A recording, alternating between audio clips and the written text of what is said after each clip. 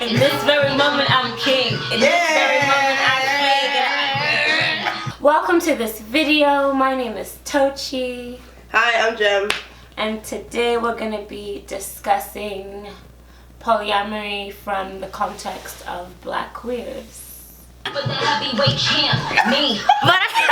I was on Twitter the other day and a friend was asking for more polyamorous content that featured queerness and Blackness and that like had us in it and was about us. I think that was just like really inspiring because like we don't have enough.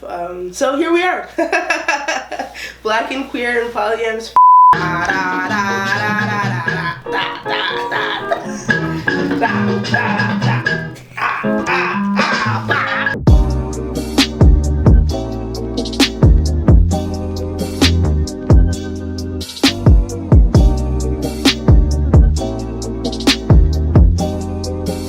Why do you identify as poly? I love love. I love the idea of love. I love like the process of falling in love. I much prefer to be given the space to love in multiples and to love freely and openly. And for me, the space that I found is in polyamory. Identifying as polyamorous is just like putting up a cue card that says this is what I believe. And everybody else that is down with this, like, come find me. I know a lot of folks that like don't like putting a label on themselves in that way, but I mean I wear this label like loud and proud, mostly because I want other people that feel the same way to be able like to recognize you. Exactly. Yeah. Exactly. What about you? Why do you? Jem asked me. Yeah. Because I know I have the capacity to love more than one person at a time, and being able to do that with the consent of everyone and in a healthy way that involves communication is important to me, and poly just seems to encompass all of that for me. I've heard people use poly and described it as ethical non-monogamy, but I think every relationship should be ethical. Like, what does that mean? Like, that's nice, but also like, if your relationship isn't ethical, whether it's monogamous or not, then what are you doing? Like, right. So I don't even like to say I'm an ethically non-monogamous person because I hope so. I hope everybody is ethical. Like, that's like a foundation. Like, that doesn't even have to be like a thing we talk about, because I'm hoping at a foundational basis, at the very least, all ethical.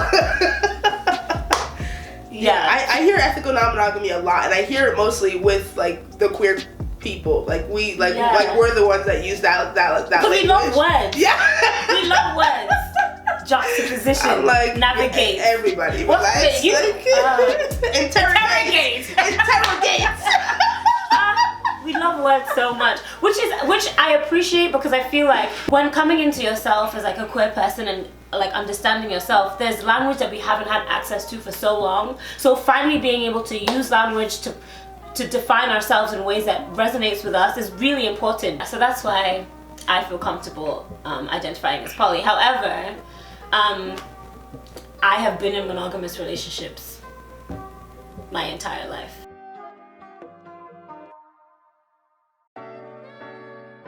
I've never not been, even when I was monogamous, I'm not about to sit here and say that like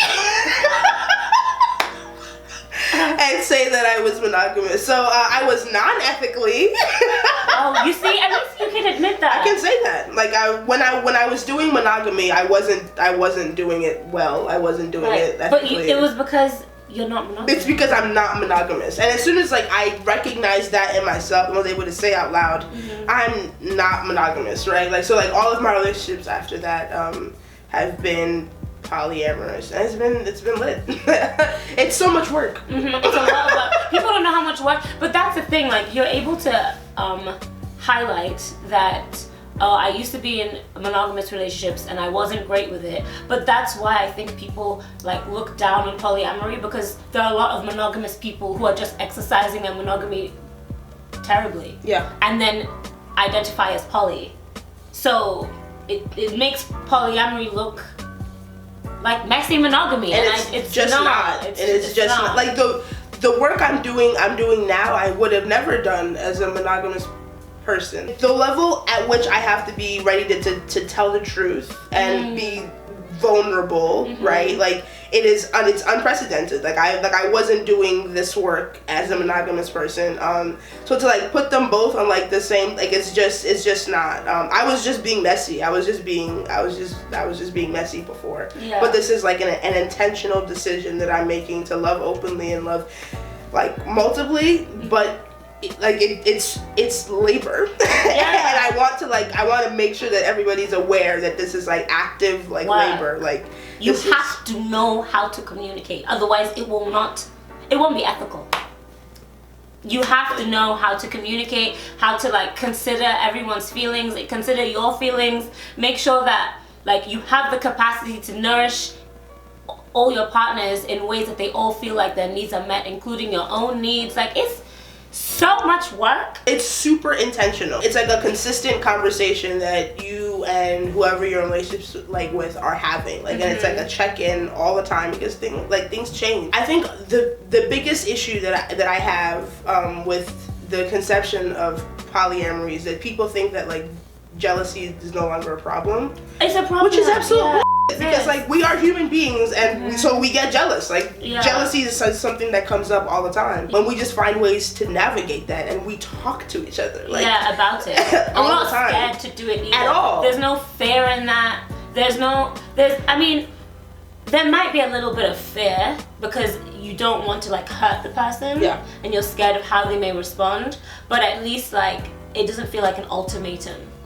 That conversation doesn't feel like because I'm having this conversation it's going to result in the end of this relationship. That conversation could lead to different things for different people. A million things could happen. Right, but it's not coated in like fear or feeling like you're doing something wrong or feeling like you shouldn't be feeling these things, because I cannot imagine myself having a connection with someone and forcing myself to pretend like that connection doesn't exist. Naturally, like the same way you have love for multiple friends, or like people are married and then they get divorced and remarry, like it's possible to love multiple people within your lifetime, and sometimes those connections overlap, and I'm just, I guess, willing to acknowledge and do the work in those overlaps. I'm willing to live in the overlaps. I'm willing to live in the overlaps. And that's okay.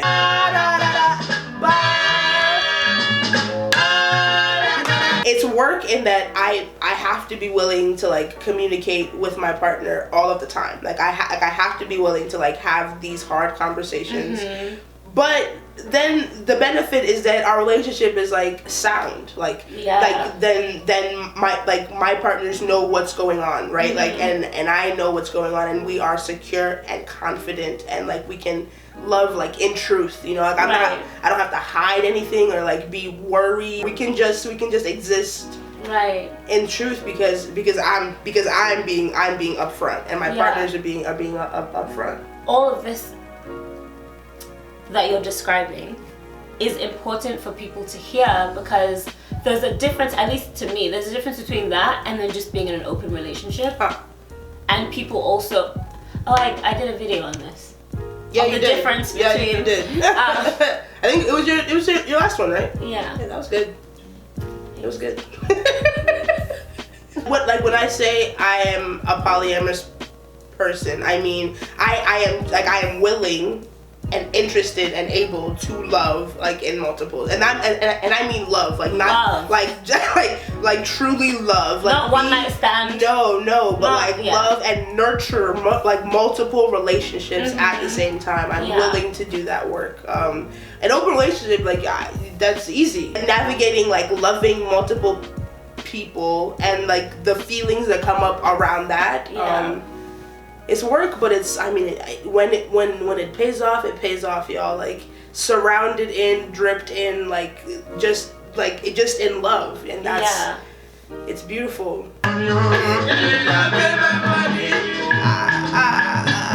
I did read somewhere that poly relationships, like open relationships is the umbrella term, and then poly falls under that umbrella term. Okay. Which I can understand. I can see that. I can see that, and I like recognize that people do view it in that way, but I think because there's an idea of what open relationships are, Yeah. if poly is seen to be under that, then like people dilute what like the depth of what polyamory is. Especially like me, I didn't have the language to describe my ability to love multiple people at one time until like recently, like maybe the past like 2-3 years. And prior to that, my knowledge of polyamory was polygamy, and polygamy's I mean it's different. If I had these feelings, didn't even recognize like the language I had to use to describe it, was seeing it incorrectly, then I can just imagine how many people are. I wonder how many people like would be better off in polyamorous relationships. Like how many people are currently in a relationship and are in pain and would be like would just be like way better off in polyamorous relationship, but just don't have the language or like the visibility. Like they don't see it as like an option even. Because like I didn't know it was a thing until I came like here, like to New York, the land of everything. Yeah, I was like, oh, this is people are doing this. Like this is an option. I didn't think it was. I knew it existed, but I hadn't seen it in practice until I came here and I saw like relationships that were completely polyamorous and like loving and happy. You know, and I was like, oh yeah, this is it. Visibility and being able to see yourself in other people is so important, because I didn't know. I was just like, wow, I can love more than one person. That's cool. But I was in monogamous relationships and I was just trying to navigate like what I was going through, and I thought like, wow, maybe I'm doing something wrong. Like, why can't I just love one person? And it's because people are incredible and you can't help the connections that you have. And to know that some people may be in relationships now, have a connection with someone that they're hiding, so you're just being monogamous and messy. That hurts me, because monogamy is the default. Yeah. It's what people use as their default, and I think some people are scared or uncomfortable to know that they may exist outside of that. And I'm letting you know it is okay. It's okay. But religion also comes into that too. That's a big part of it, right? Yeah. I think that's like, religion demonizes anything considered like queer, and I think polyamory is like polyamory. I think it's queer as a politic. Okay. I'm using as a politic. I'm using queer as a politic, right? Well, describe to the people what queerness as a politic is for those folks. That is actually a question. That is. When I think of queerness as a politic, I see that as anything that exists outside of the binary that we've been conditioned to see as tradition or normal. Perfect. Yeah. Like. Yeah. Yeah. No. Yeah. Exactly that. Like revolutionary, radical, outside of the colonial mindset. Like anything that like we have been taught and spoon-fed. The opposite of that. I think polyamory is like one of the best examples of that. You know, like. We were given monogamy, spoon-fed, and told this is our only option. Yeah. And we said, no, it's not our only option. Like, no. Yeah. Your current partner is poly. Yeah, oh my God. Yeah, I don't date people that aren't poly. I don't think it's fair for them. Like, I don't think it's fair for them. Or you. Or me, honestly. Like, we're both gonna be like looking for things that not like the other person doesn't have the tools to give. It's not worth it. It's not good for anybody. Yeah. So we just avoid it. It's Jen. Who? You know what I think? What do you think? Okay. I think. Whoa, I'm about to make a statement. Ooh. Okay. I think everyone is inherently poly, okay? But the way conditioning works, like we have conditioned ourselves to truly believe that we can only love one person, like a rule almost. Imagine if we scratched monogamy, and I'm not trying to like enforce a doctrine here, like please, but imagine if we scratched monogamy as the default. Like, it would still exist, just not as a default. And people recognize that they had the choice to have conversations that now people will just not entertain at all. It's a spicy take, Tochi. I'm 100% here with you. Very much so agree with you. I think that like as human beings inherently, like we love in multiples. I think We are, like just like you love all your kids. like you love both your parents. both. All your siblings, you have more than one friend. Like, why is it that when it comes to like this romantic love, we like it changes? Why? And how? Oh my god. She said why? Why and how? Like, where does the switch happen? And if you look into it historically, the answer will always be capitalism. Every time you look into it, it's the patriarchy says that, okay, one woman, one man, or a man can have as many women, but women can't, right? And then capitalism happens and says, okay, well, we can't figure out how to make this work in multiple, so one woman, one man, you're done. Every time, capitalism and the patriarchy. I think what monogamy does best is teach people how to control each other in the ways that we have been controlled by the forces that be. So the way that you are policed as a human being, like existing, you end up policing your partner in the same way, because you have control over this person. You have like the power to dictate who they talk to, who they spend time with, who they connect with, right? How they connect with people. Yeah. So we end up policing these people like that we claim to love. Wait, I think people, like, that's part of the condition though. Like, yeah, that's how you love. Like, you love through control.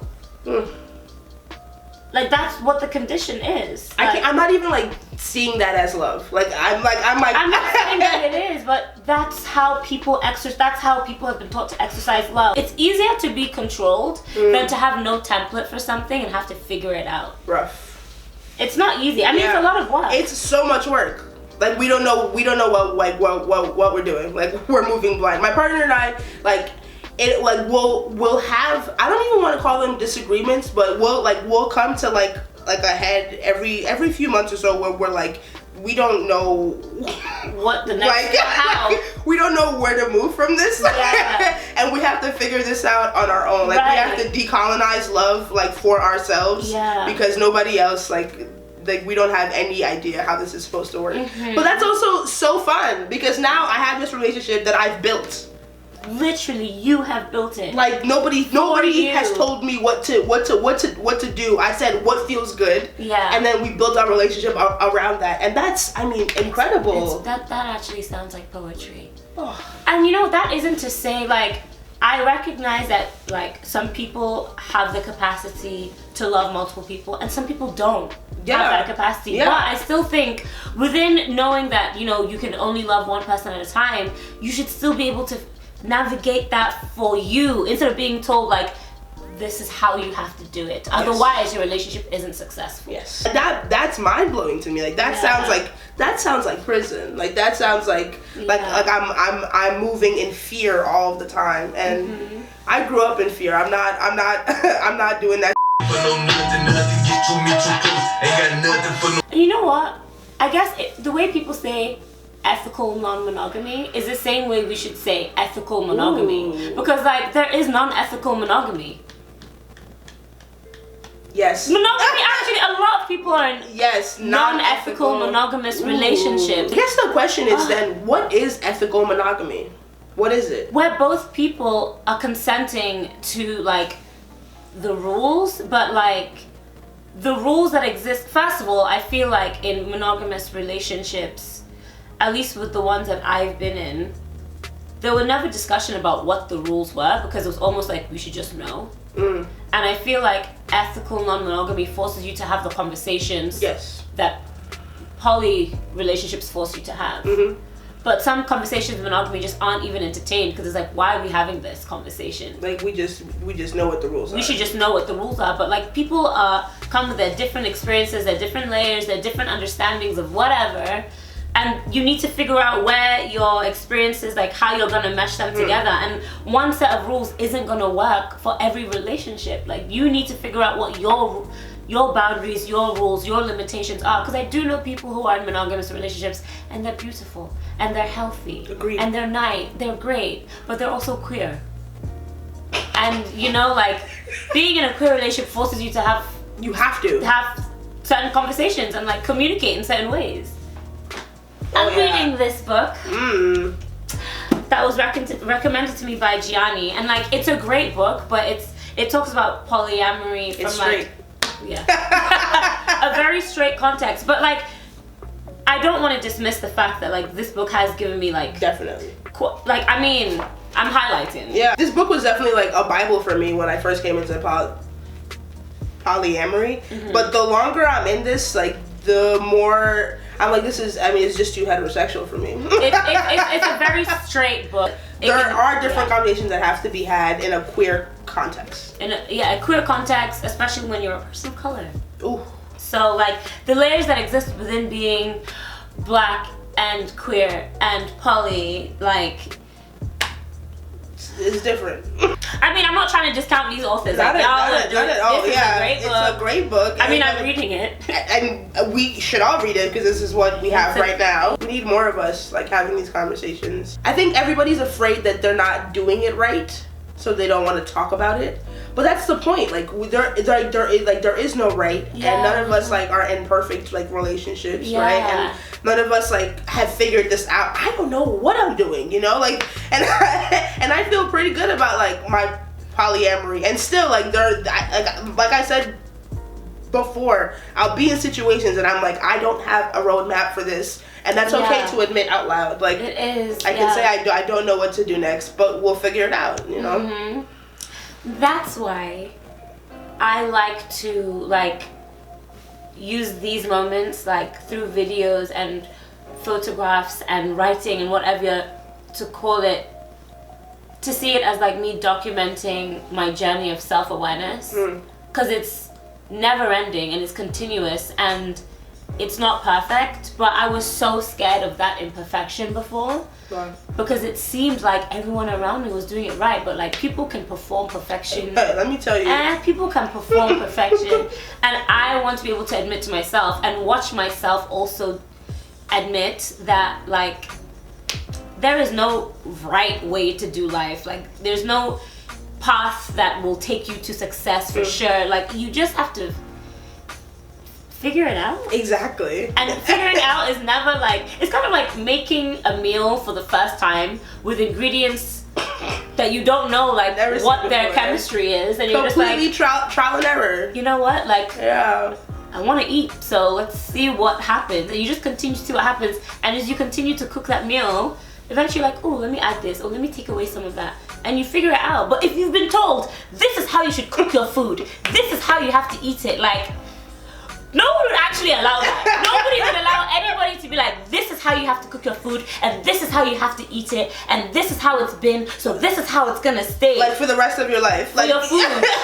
I would not like, I like food too much. You would ignore that. You would be like, that's ridiculous. Yeah, like, that's our palates aren't the same. Yeah. I'm allergic to this. I don't like this. This texture is this. That's so then why do all of our relationships have to look the same? You know, like why is that? Like what? Come right here. Exactly. When you use food as an analogy, it works every time because everybody has to eat. Everybody has to eat. Everybody has to eat. Cause somebody red. What is one positive point about polyamory that you want to leave everyone with? Even though I know we gave a lot of like positive, I hope that we gave a lot of positive tips, but if you wanted something to be like ingrained into people's mental Rolodex, what would that point be? I think I said it before already, but I think it's the customizable nature of polyamory. I'll say that. Being able to literally create something that works for you and your partners because you have built a relationship that takes care of all of your needs. You have built a relationship that takes care of all of your needs. Not only your needs, but also your partner's needs. Everybody's needs are taken care of. That's incredible. What about you? One positive thing? One positive thing I'd like to leave people with is like, whether you're monogamous or not, I think there are a lot of great characteristics within poly relationships that you could use to strengthen your relationship. Like forcing yourself to be honest with yourself and your partner, and operating from a place that's not like rooted in fear.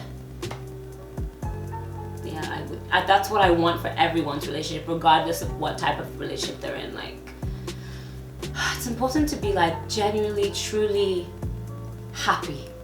I love that. Yeah. They asked us for Black queer poly content, and we did it. You asked, and we delivered. Completely by accident. This was not accident. today's plan. Yeah, it wasn't. It was not today's plan. I love I'm that. very happy it went in this direction. It did. Thank you for joining us in this video, and nope. Oh, okay. We need a bloopers reel. Thank you for joining us, and I will see you in my next video.